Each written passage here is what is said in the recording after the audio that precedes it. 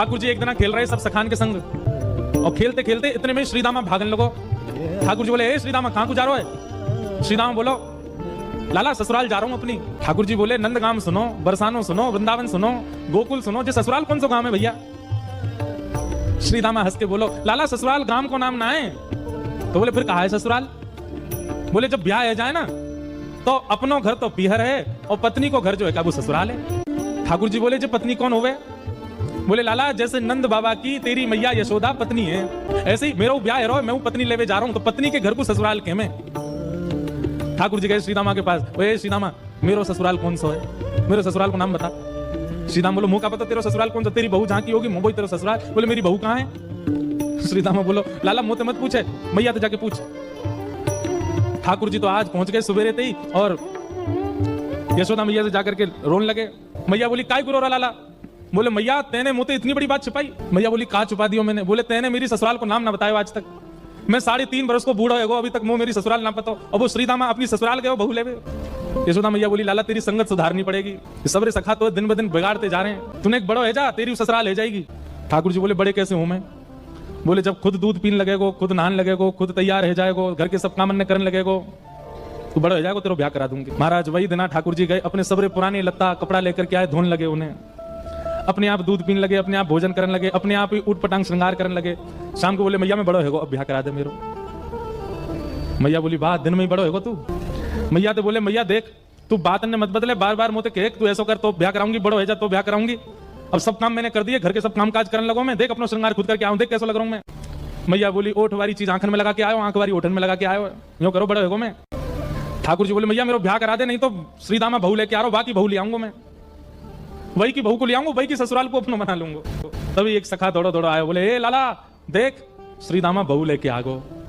बहू को नाम सुनते ही ठाकुर जी तो मचल गए, लेके चल मुझको जल्दी। मैया रोकने लगी, बोले, लाला ने सुधर के तो जा, कैसे बन के जा रहा है? ठाकुर जी तो दौड़े दौड़े गए, बोले बीच रास्ता में रोक ली, सबको कथा पता है। माधवी की मां ने पहले ही मना करके भेजा था कि बोले तेरे सखा, तेरे पति जो श्रीदामा, उनके जो सखा कृष्ण है, उनको मुख मत दिखाइयो। ठाकुर जी पालकी में घुस गए, हाथ पांव जोड़ के कहने लगे, भाभी जी एक बार ने अपना मुख दिखाई दो, लेकिन माधवी ने नहीं दिखाया। ठाकुर जी कह रहे हैं, देख ले बड़े बड़े जोगी, बड़े बड़े तपस्वी, बड़े बड़े ध्यानी हमारे मुख को देखवे के काजे तड़पे, और हम तेरे सामने बैठे तो हमें मोहना दिखा रही अपना।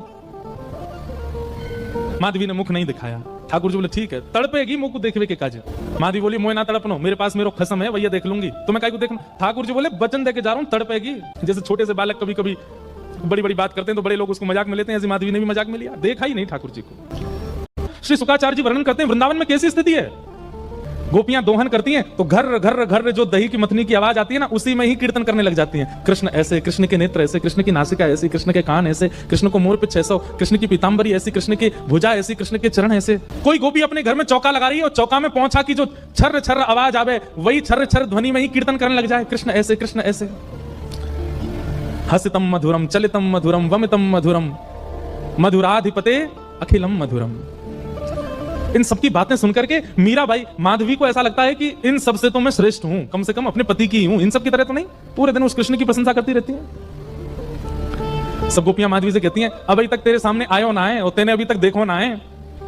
अरे या प्रेम को काम भावना मत देखियो, 3.5 वर्ष को 4 वर्ष को है, लेकिन वाक्य प्रति एक अलग ही प्रेम प्रकट है जाए। माधवी सबको ज्ञान देती है, बोले 3 वर्ष को 4 वर्ष को है तो अन्य पुरुष, क्यों उसकी बातें करती हो, क्यों उसकी ओर देखती हो? 24 घंटे गोपियों के बीच में रहती माधवी को और कोई चर्चा ही नहीं सुनाई देती। सब केवल कृष्ण की बात करती हैं, जल भरती हैं तो, बैठती हैं तो, भोजन बनाती हैं तो, बतियाती हैं तो, श्रृंगार करती हैं तो, हर समय कृष्ण कृष्ण कृष्ण कृष्ण। माधवी ने कुछ समय अकेले रहने का भी प्रण लिया, लेकिन अकेले रह नहीं सकती, जंगल है, कहां अकेली जावे, जाना पड़ता है। उस एक दिन रात में सोई तो अब कानों में कृष्ण कृष्ण कृष्ण कृष्ण गूंज रहा है, तो कान बंद करती, पता नहीं पूरे दिन इतना नाम सुनती हूं कि अब तो कानों में भी यही गूंजता है। कान बंद करके सोती है तो स्वप्न में कृष्ण ऐसे हैं। अब कृष्ण देखे नहीं है, लेकिन उसको श्याम वर्ण, पीली पीतांबरी, वंशी, मोर पिछ सब अनुभव होता है। उठ के बैठ जाती है, नेत्रों को मीटती है, क्या करूं मैं, नहीं चाहती है स्वप्न मुझे आवे। अब धीरे धीरे माधवी की स्थिति ऐसी होने लगी कि अब वो ना चाह करके भी कृष्णमयी ही हो गई है। रात्रि में सोती है, अचानक उठ बैठती है, ऐसा लगता है मानो जैसे उसका हाथ पकड़ लिया हो। स्थिति ऐसी हो गई कि आधी रात और माधवी को ऐसा लगता है कि भोर हो गई, और तुरंत उठ करके जल्दी जल्दी वस्त्र धारण करती है, मटका उठाती है और दौड़ करके जाती है। अरे विलंब है गया, इतनी देर है गई, मैं अभी तक उठी नहीं, जबकि है आधी रात। दिन रात सब परिवर्तित हो गया। पहुंच गई यमुना तट, और यमुना तट जाकर के देखा एक भी गोपी नहीं है, तो माधवी को लगा कि मैं विलंब से आई हूं, सब शायद जल भर के चली गई हैं। जल भर के रोज जाती है माधवी, लेकिन आज पता नहीं उस पात्र में इतना भार कहां से आ गया कि स्वयं ही नहीं उठा पा रही है। इधर उधर देखने लगी, याचना करने लगी, कोई तो आवे, कोई तो उठा दे। और तभी कोई नहीं है वहां। नंद नंदन श्याम सुंदर चलते हुए आ रहे हैं माधवी के पास। माधवी की मति घूम गई है, आधी रात ही आ गई और तभी ठाकुर जी वहां पहुंच गए।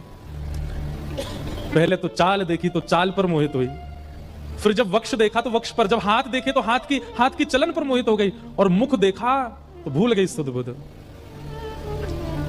ठाकुर जी आए और आकर के मंद मुस्काए के बोले, हेरी गोपी उचाई नहीं पा रही, चल ले मैंने एक हाथ लगा दूं, उचाले याकू। और एक तरफ से माधवी ने मटकी पकड़ी और दूसरी तरफ से ठाकुर जी आकर के नन्हे से गोपाल जी ने जैसे ही हाथ लगाया मटकी उठने लगी। लेकिन मटकी पर नेक सहारा देते माधवी रख लेती, ऐसा नहीं। ठाकुर जी मटकी उछा के, जैसे जैसे मटकी उछ रही है वैसे वैसे ठाकुर जी लंबे होते जा रहे हैं और बिल्कुल माधवी के नेत्रन के सामने आकर के खड़े हैं। कटाक्ष नेत्रों के सामने कोई गोपी टिक नहीं पाती और माधवी को ठाकुर जी प्रत्यक्ष देख रहे हैं सामने खड़े हैं। और वो एक क्षण के लिए जो रूप माधुरी का दर्शन हुआ, वो दर्शन देकर के ठाकुर जी खिलखिल करते हुए भाग गए वहां से। अब माधवी चाहती है कि पीछे भागे, लेकिन पैर स्तब्ध हो गए। माधवी चाहती है कि चिल्लाए कि रुक जाओ, पर बोल नहीं पा रही है। माधवी चाहती है कि इधर गए मैं नेत्र घुमा करके देख लूं, पर नेत्र घूम नहीं पा रहे। पूरा शरीर मानो जैसे एक स्थूल स्तब्ध एक मूर्तिमंत की तरह खड़ा हो गया। केवल नेत्रों से अश्रु गिर रहे हैं, कुछ नहीं कर पा रही, बेसुध है माधवी। वहीं खड़ी रही तब तक जब तक भोर में गोपियां जल भरने नहीं आ गईं। अश्रु जलों से जल पूरा वस्त्र भीग चुके हैं माधवी के। और तभी सब गोपियां आई, आकर के अरे ये माधवी, ये पहले ही आ गई जल भरवे। सबने जाकर के हिलाया, स्पर्श के बाद भी माधवी हिल नहीं पा रही है। बस नेत्र लाल पड़े हैं, अपलक नेत्र हैं और नेत्रों से केवल अश्रु गिर रहे हैं। बोलना चाहती है, कहना चाहती है, चिल्लाना चाहती है, किसी को पकड़ना चाहती है, पर कुछ नहीं कर पा रही है। तभी गोपी गई और यमुना जल लेकर के जैसे ही माधवी के मुख पे छिड़को, माधवी तुरंत सचल जैसी हो गई और धड़ाम से मूर्छित होकर गिरी। गोपियां सब उसके चरण मसलने लगी, हाथ पकड़ने लगी, सिर सहलाने लगी। और जैसे ही होश में आई, होश में आती बस रो रही है और पूछ रही है वो कहां है, मोहिनी मूरत सांवली सूरत, वो कहां है।